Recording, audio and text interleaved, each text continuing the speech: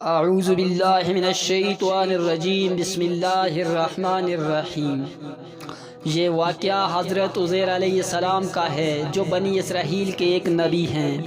واقعے کی تفصیل کچھ یوں ہے کہ جب بنی اسرائیل کی بدعمالیاں بہت زیادہ بڑھ گئیں تو ان پر خدا کی طرف سے یہ عذاب آیا کہ بخت نصر ایک کافر بادشاہ نے بہت بڑی فوج کے ساتھ بیت المقدس پر حملہ کر دیا اور شہر کے 1,00,000 باشندوں کو قتل کر دیا اور 1,00,000 کو ملک شام میں ادھر ادھر بکھیر کر آباد کر دیا اور 1,00,000 کو گرفتار کر کے لونڈی غلام بنا لیا۔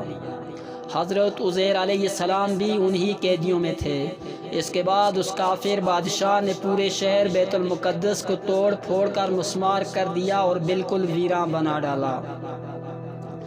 کچھ دنوں کے بعد حضرت عزیر علیہ السلام جب کسی طرح بخت نصر کی قید سے رہا ہوئے تو ایک گدھے پر سوار ہو کر اپنے شہر بیت المقدس میں داخل ہوئے۔ اپنے شہر کی ویرانی اور بربادی دیکھ کر ان کا دل بھر آیا اور وہ رو پڑے۔ چاروں طرف چکر لگایا مگر انہیں کسی انسان کی شکل نظر نہیں آئی۔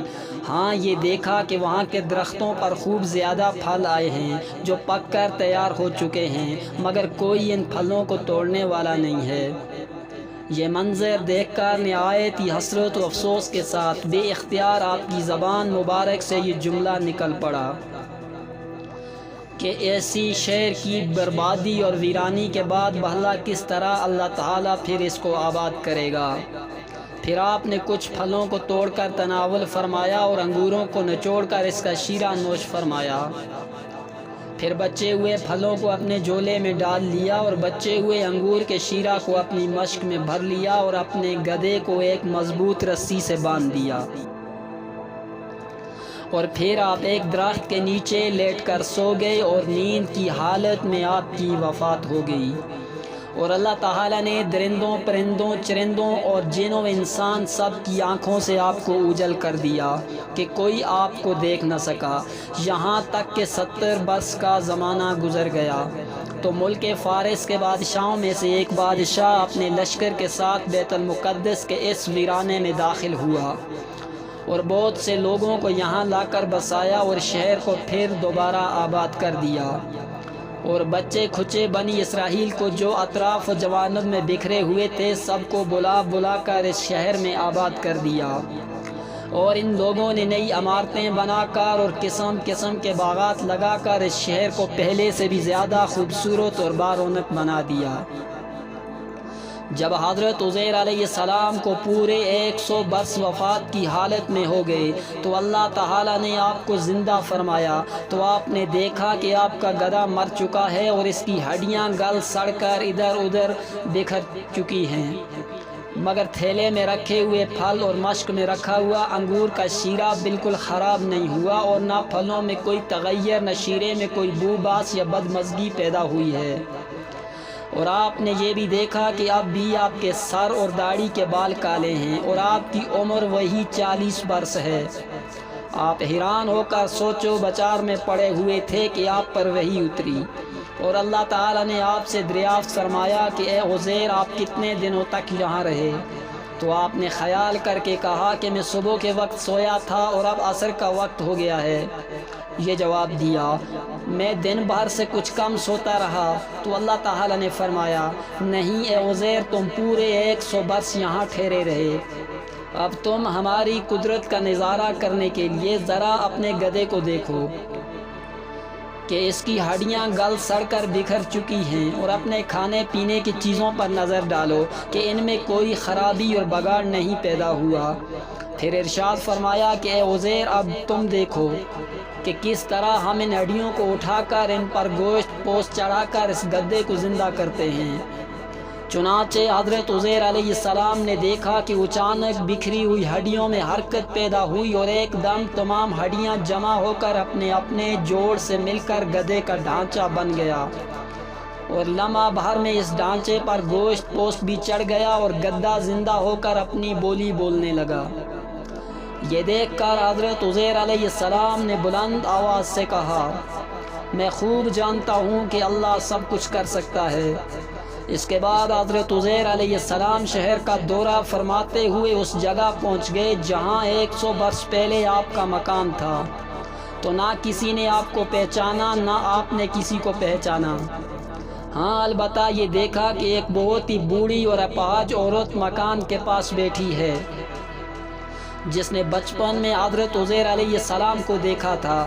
آپ نے اس سے پوچھا کہ کیا یہی عزیر کا مکان ہے؟ تو اس نے جواب دیا کہ جی ہاں۔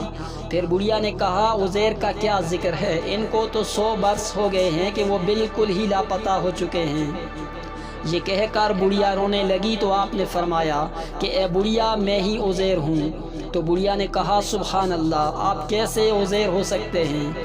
آپ نے فرمایا کہ اے بڑھیا مجھ کو اللہ تعالیٰ نے 100 برس مردہ رکھا، پھر مجھ کو زندہ فرما دیا اور میں اپنے گھر آ گیا ہوں۔ تو بڑھیا نے کہا کہ حضرت عزیر علیہ السلام تو ایسے باکمال تھے کہ ان کی ہر دعا مقبول ہوتی تھی۔ اگر آپ واقعی حضرت عزیر علیہ السلام ہیں تو میرے لیے دعا کر دیجئے کہ میری آنکھوں میں روشنی آ جائے اور میرا فالج اچھا ہو جائے۔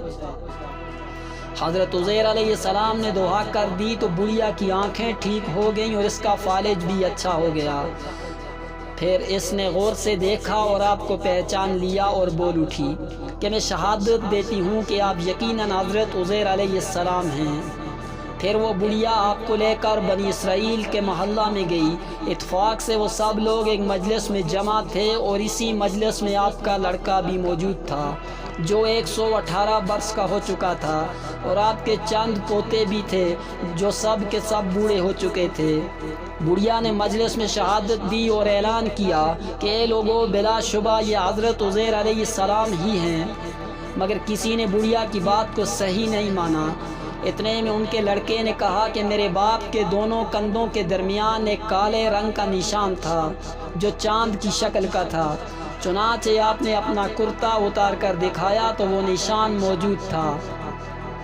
پھر لوگوں نے کہا کہ حضرت عزیر علیہ السلام کو تو تورات زبانی یاد تھی، اگر آپ عزیر ہیں تو تورات زبانی پڑھ کر سنائیے۔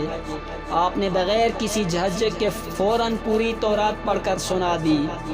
بخت نصر بادشاہ نے بیت المقدس کو تباہ کرتے وقت 40,000 تورات کے عالموں کو چن چن کر قتل کر دیا تھا، اور تورات کی کوئی جلد بھی اس نے زمین پر باقی نہیں چھوڑی تھی۔ اب یہ سوال پیدا ہوا کہ حضرت عزیر نے تورات صحیح پڑھی ہے یا نہیں؟ تو ایک آدمی نے کہا کہ میں نے اپنے باپ سے سنا ہے کہ جس دن ہم لوگوں کو بخت نصر نے گرفتار کیا تھا، اس دن ایک ویرانے میں ایک انگور کی بیل کی جڑ میں تورات کی ایک جلد دفن کر دی گئی تھی۔